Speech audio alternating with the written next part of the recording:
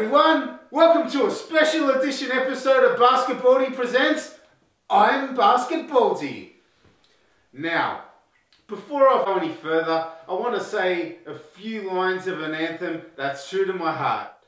Oh, say can you see by the dawn's early light?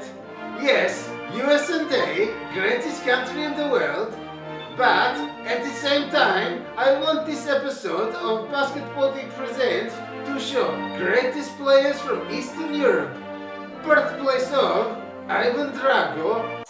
I must break you.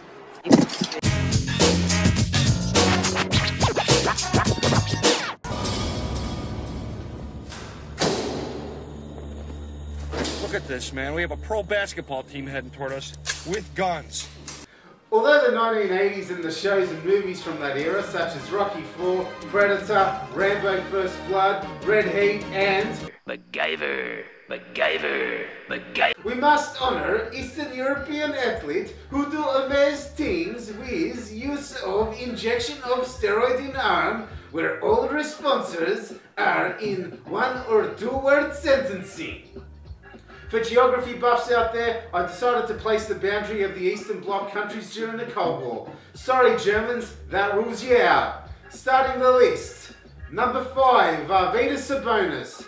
Now, I'm very disappointed that we don't have an actual Russian on this list, where the closest we've had to come is Arvydas Sabonis from Lithuania.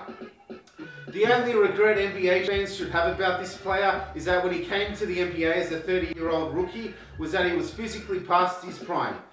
But if anyone ever watched this guy in the 1988 Seoul Olympics, he was the real deal. Career averages of 12 points and 7 rebounds per game. The fact that he was 7'3" means you'd want to mess with him as much as Arnold Schwarzenegger's character in Commando when he beats the pack of security guards in the shopping mall. Number 4, Vlade Divac. Give the guy credit, he's the only NBA player who has a beard that rivals James Harden's. We also have the art of flopping to thank him for, as well as some awesome Sacramento Kings teams in the early 2000s that should have won at least one NBA title. Anyone who saw the refereeing in the Kings and Lakers Game 6 2002 Western Conference Final will know that this team with Divac as their anchor was well and truly robbed. First ever Eastern European player to play 1,000 NBA games and an NBA All-Star game as well. Plus, anyone who guest starred with Christina Applegate and Married with Children deserves a spot on this list. I'm gonna be late. I'm going to the All-Star game tonight. I don't need a ticket. I'm young, available, and I look like this. Number 3, Peja Stojakovic. Divac's teammate from those Kings teams in the early 2000s had a shooting stroke like Ray Allen. And whilst his defensive ability may have been questioned and his flopping skill set was a carbon replica of Vlade's, his talent and ability cannot be underestimated. 3-time All-Star and won an NBA championship in 2011 with the Dallas Mavericks. You think that it was impressive that Peja won an NBA championship, folks? Well, this guy won 3 in a row with perhaps the greatest team in NBA history. That's right, I'm talking about number 2 on this list, Toni Kukoc. I mean, he had some of the stupidest nicknames, such as the Spider, a Split, Pink Panther, and the Waiter. But anyone who won NBA 6 Man of the Year award on a pre-game meal consisting of pasta, salad, chicken, tiramisu, espresso, along with a glass of wine to boot, is Eastern European to the bone and deserves to be number 2 on this list. Pardon the pun, Steve Kerr. Before dying in a car accident in 1993 at age 28, he was considered Europe's premier basketball player. And yes, I'm talking about number 1, Drazen Petrovic.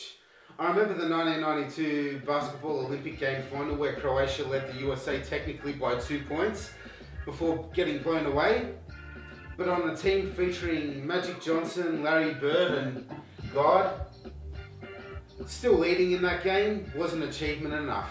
He won a World Championship in 1990 along with multiple Olympic and World Championship medals and was the first European player elected to an All-NBA team in 1993, paving the way for other European players to make it through to the NBA. Anyways, that's it from this special edition episode of Basketbaldy Presents. See you next episode.